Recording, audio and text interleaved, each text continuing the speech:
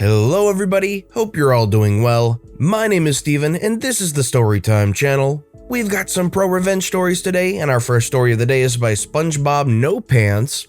Try to prank me? Good luck getting your camper back with a lot of cash.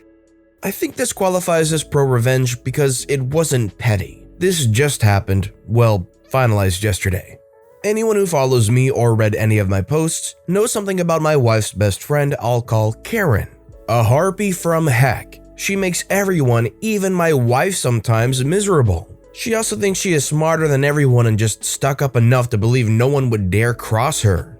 So, a friend of ours, I'll call Bill, bought a piece of property next door to us. He had a bad car accident in November and lives an hour away. He made me a legal agent of the property, which means I have almost as much power as he does. Think property manager. It has a small house on it that is unoccupied, but I keep an eye on things. He bought the property only because next to the house is a big asphalt parking lot. It used to be a lot for a small used car company. His reasoning was that during the bad winter months, he could park equipment and trucks from his other companies there. So he also had me put up huge, no parking, violators will be towed at owner's expense signs all around it. Moving on. So Sunday, I'm elbow deep into a RC submersible when my wife bursts into my study yelling for me to listen to something. I take the phone and who is doing a live video? Karen. Karen was talking about how she was going away for a few days. This was Sunday morning because she was so stressed out from always giving people advice and helping them through their problems, etc. And then she mentioned again why my wife told me. She talked about how she parked her 46-foot fifth wheel $35,000 camper next door to me, and seeing the bill was unreachable this week, I would have to look at it for the next 3 days as a reminder that she is not only smarter, but 10 moves ahead of me, and I'm a tick because I wouldn't loan her a truck and it cost her money to rent one. Turns out she told her husband, who was gone during the week for work, that she had Bill's permission to put it there. So early Sunday morning, he towed it over there. I was pissed. She has a tendency to lie, so I went outside, and there it was. Parked right there in the middle of the lot was her camper. I actually smiled because I had a perfect plan. As being a manager of the property, I also had a right to have any vehicle towed off there, including that one. I had two options. Call Garage A, owned by nice guy, doesn't charge the state maximum for the tow and storage fees. Explain what happened and he might cut you a break. Then there is Garage B. He doesn't care if he has to tow your car 15 feet, he is charging you the max and always charges the maximum storage fees. So you're darn right I went with Garage B. Called the guy, gave him my name, told him I manage the property and bring a fifth wheel. He had it gone in less than half an hour. This is the best part yet, my friends. I didn't tell her it was towed until yesterday morning. Yes, I waited from Sunday afternoon till Tuesday morning. Yesterday morning, she is on Facebook Live streaming from her car talking about how she was going to go visit her camper for another laugh. Then I got on live, my wife sent her a message to get on my live stream like, now, and post the link to my page. When she was viewing, I said this. Hey Karen, hope you had a wonderful time. I have to tell you something. I had your camper towed. With me being the property's manager and Bill being unavailable, I had to have it towed. We can't let people think they can just park on there illegally. XYZ Tow has the camper. I was going to call you Sunday, but you seemed so stressed out that I thought you deserved a break. I mean, the camper is safe, that's all that matters, right? Well, Facebook lit up like a Christmas tree. As I had hoped, those watching her stream followed because, well, they were curious too. And then the messages started. A few condemned me, but most were supportive. Some thought it was about time someone showed her that she wasn't all-powerful and no one was scared of her. Then it went quiet. Now, a normal person might be pissed, but understandably, she went the wounded Karen route. That afternoon, she got back on again. She was crying, fake crying, about how it was going to cost her over $2,000 in fees because her husband wouldn't be back till Friday to tow it back, and could someone please do it for her? A bonus I was hoping would happen, and that if she started a GoFundMe page, would people donate to help her pay the fees? The answers to that were between no and freak no, but hey, she didn't threaten to sue me at least, right? Side note, Bill is unavailable this week except to certain people, which I am a part of. I called him and told him the whole story. His answer was exactly, "Good. You want to play games? Then be prepared to lose." The camper's still there. No one volunteered to get it, but she tried to play it off as it would be helping her and she owed so much in fees and that she would owe them a favor. A favor no one could collect on because she has nothing to bargain with. Do any of you guys know anybody that uses Facebook Live like this? Let me know in the comments down below because it sounds so peculiar. Like, I know Facebook Live is a thing, but it sounds like they're streaming practically nothing and talking about their own personal stuff. Yet people still show up. And it's not like somebody that has like a big following or anything, it's just a random Karen on Facebook. I'd like to hear more about this kind of stuff. Our next story is by Artilleryman08, Incompetent Manager Fires the Wrong Guy. After I came back from Kosovo with the US Army, I got lucky once and landed a really great job. I was contracted to work as a liaison in several parts of the world. Our team would basically go somewhere, figure out what needed done, and then make it happen. For example, my first assignment was back to Kosovo, and several towns needed various construction projects. Think like a bridge over a creek, a town community center, a waste treatment plant, etc. We coordinated with the Army, NATO, the EU, dozens of contractors, and would get the jobs done.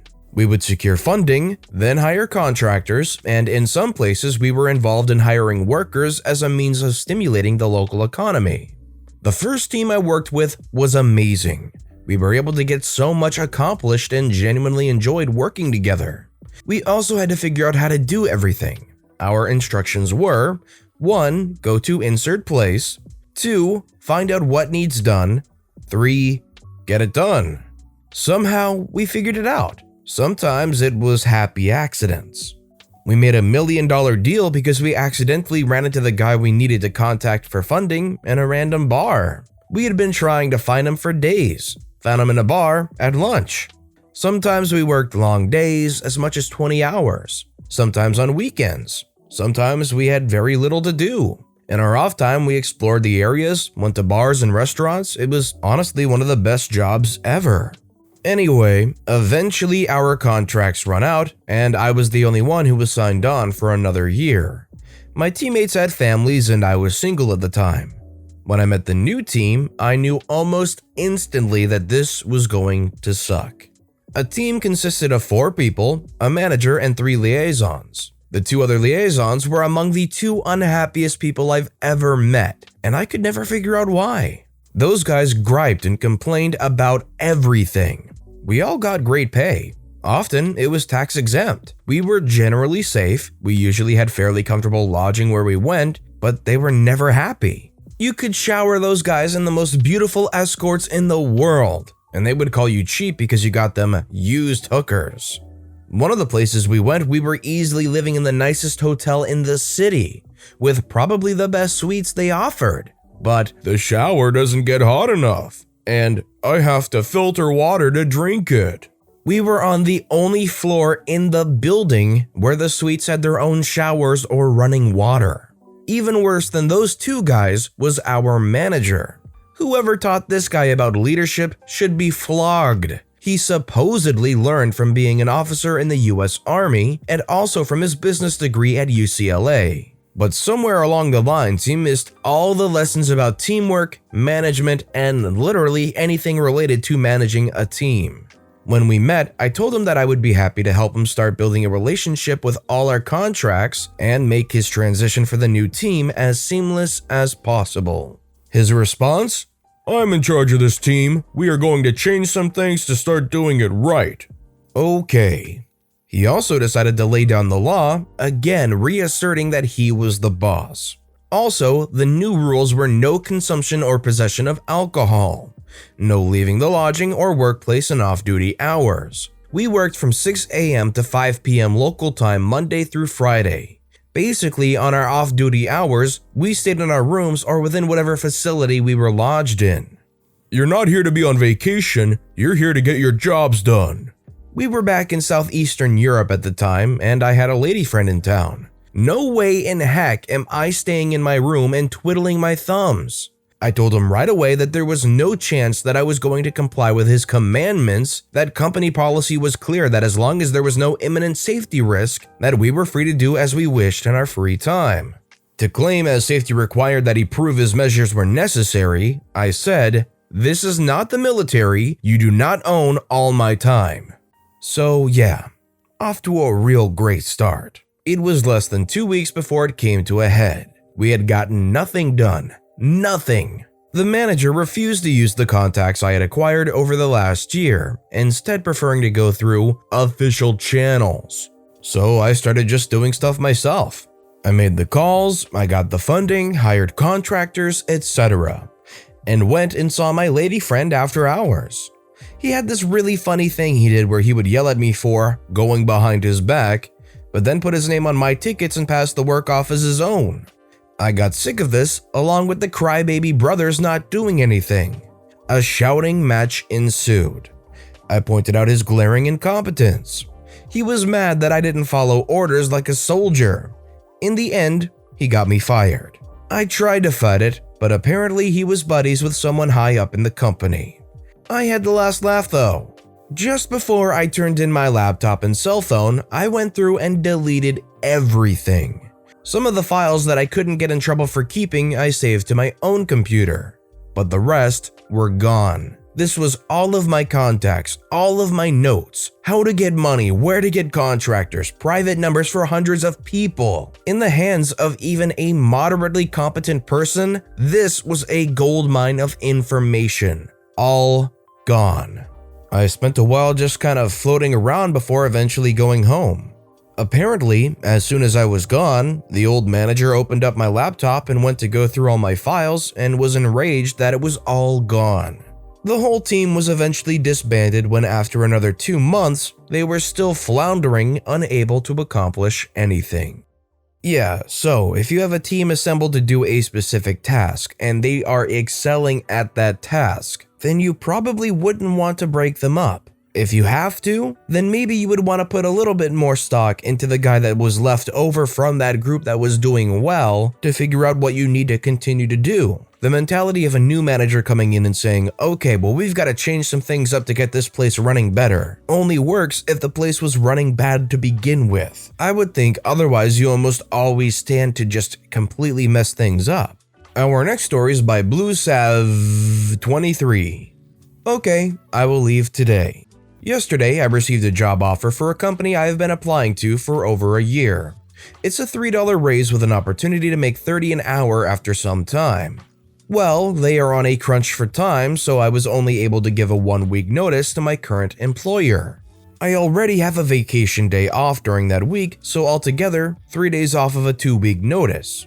Received an email from my current boss letting me know if I don't reconsider and change it to the 2 weeks, I will not be hireable back at the company, as well as not be given a good recommendation. So I emailed back, okay, I'll leave now. I got to collect my things and give all of my wonderful coworkers hugs and well wishes. They all agreed with me leaving. So I now have a free week to hang out with my dogs and my boyfriend before I start a new job. Don't threaten me. Now the 1-week notice turned into a 1-day notice. One of the rare instances that at-will employment is to the benefit of the employee. You have the courtesy of giving them a 1-week notice, which is all you can give given the circumstances, as solely a courtesy to them so they can work on replacing you, and they start giving you crap for it, saying, oh, we're gonna do this and that, and you can just basically leave if you don't give us 2 weeks. Okay, at-will employment, you're gonna treat me like crap when I try to do a courtesy for you? See ya.